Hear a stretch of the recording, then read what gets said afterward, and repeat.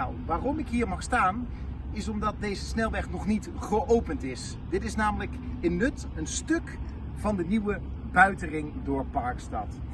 Daar hebben ze de afgelopen 5 jaar keihard aan gewerkt en al 50 jaar praten ze erover. En op onze speciale avond waarmee dit stuk snelweg wordt geopend, laten we het asfalt spreken.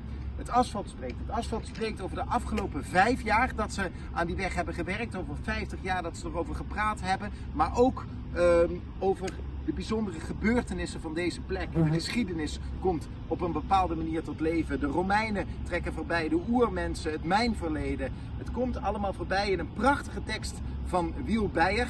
Die wordt mede vormgegeven door een stoet waarin het hele Limburgse verenigingsleven voorbij trekt en een paar prachtige Limburgse artiesten.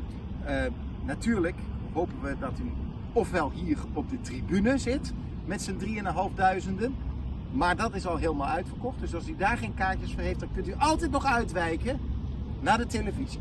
Want op 1 september, zo rond 7:10, kunt u die opening, die spectaculaire opening van de buitenring, ook zien op L1 televisie.